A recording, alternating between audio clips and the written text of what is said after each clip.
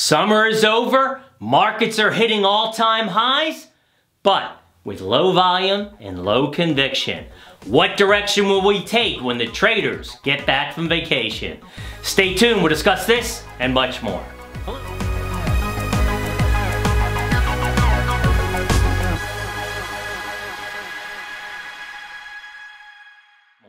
Hello, this is Michael Loftus for Wealth and Wisdom TV, where education is the key to a successful financial future. First up, don't forget you can click Show More for additional information and links on today's video. Also, if you find this video of value, please do consider subscribing. Let's go to the big chart. So first up, short-term view, daily chart. As you see, straight up, momentum pointing up. RSI pointing up, although we hit up against 70 and came back down. Not sure about RSI and MACD. I just recorded a couple videos explaining that should be really helpful to our Wealth and Wisdom viewers. But short term, positive with a neutral stance. We'll talk about that in a second. Next up, midterm view, weekly chart. There it is, going straight up. Looks beautiful, but you see that coming together. There's your lows and your highs. Okay, those are your support and resistance. We're going to get a resolution on this very shortly. We can break out to new highs or break through, and then we'll see what happens going forward. Midterm view, positive. Next up, monthly view. Boom, straight up. As you would imagine, it is positive. So, taking these three charts together, what does it mean to you as the investor? Well, normally you would say, okay, positive, positive, positive, great market. But I will tell you that right now, yes, all three signals are positive. New money, we are neutral. Why? Because I think we're in overbought conditions right now, and we're going to wait a little bit longer until after Labor Day and everybody gets back and volume starts picking up. And then the election. So existing clients that are already invested, we are invested, but we're also taking profits on big names. Next up, NASDAQ, same view. Boom, straight up. Looks really good. A lot of strength right there. Obviously, big tech has continued to rule the markets. U.S. equities, 11 of 11 in an uptrend.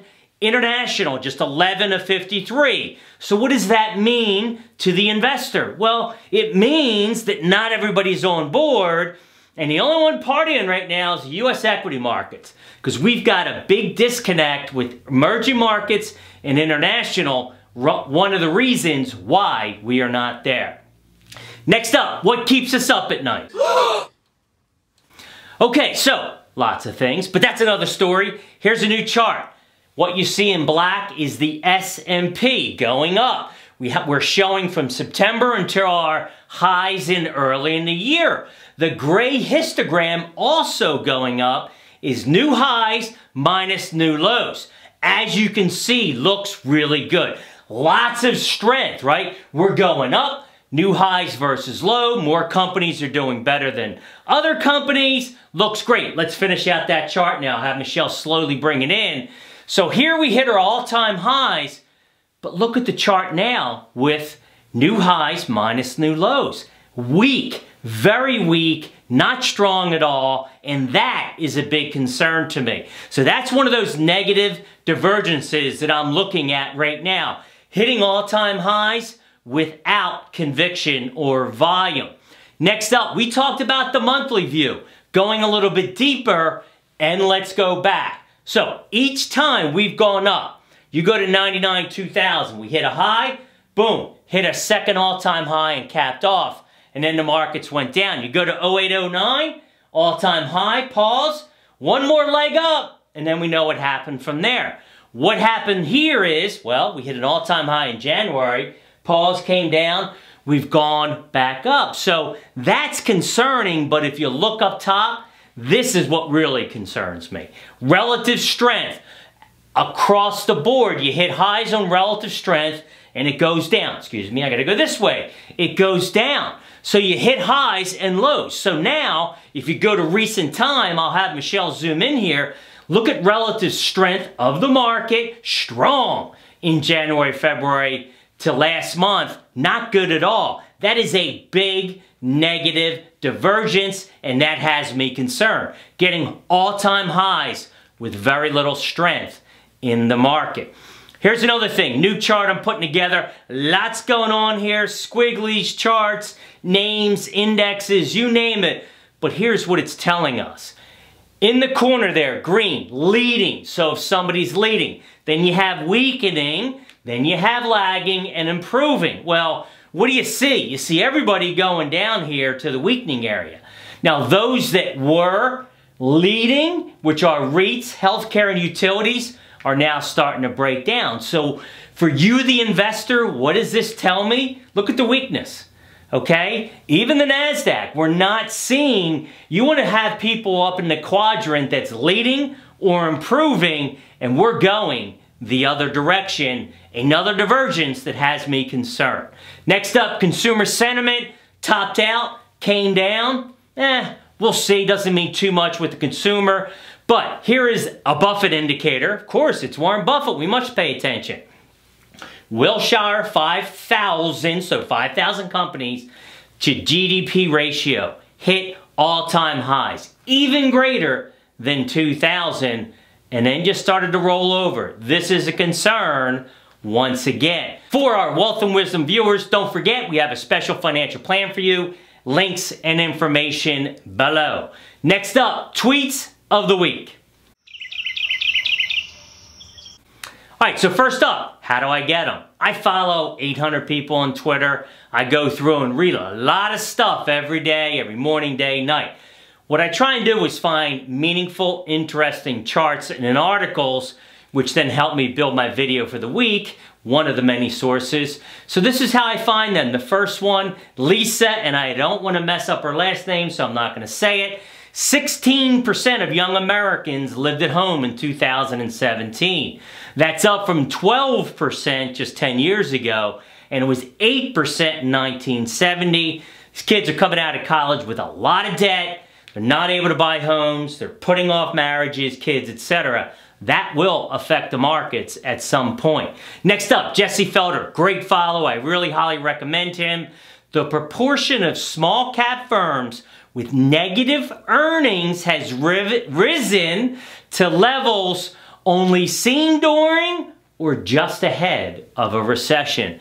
Very interesting. We'll continue to watch that. Next up, Dana Lyons, another great follow. Last 3 times the S&P closed this far above its previous 52-week highs. Remember that monthly chart I showed?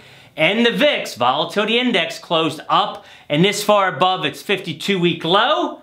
Each of those dots represent that. You can look at it and see where the markets went from there. To be determined. Continue to follow that story. Next up, treasuries and currencies. So we're talking about yield spreads. 10-year treasury minus 2-year up to 0.24. So it was as low as 0.18. You can see the trend line. We'll see what happened. We're butting up against it. My guess is we still go lower. So what is the importance of this for an investor? Well, here I go back quite a bit, and you can see each time yield curve inverts, meaning goes below 0, okay? The red line represents recessions. You go below each time. Look at the trend we're in right now. As they say, your trend is not our friend right now. We'll continue to watch that. How about the Fed funds rate? We've heard a lot about this.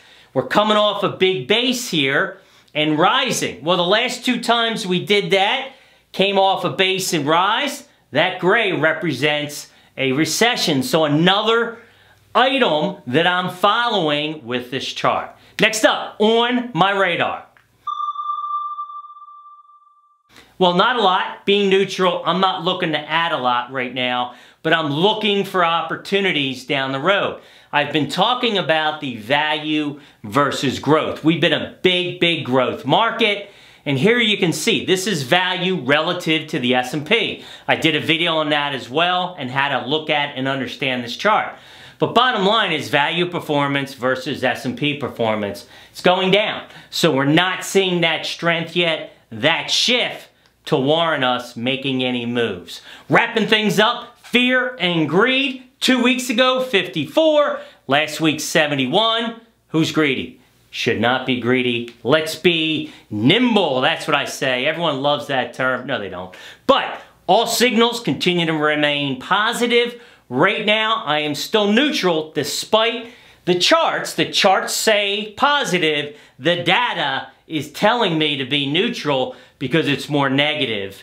Until we see some change, we'll continue to be more conservative. Thanks for watching. Michael Loftus, Wealth and Wisdom TV.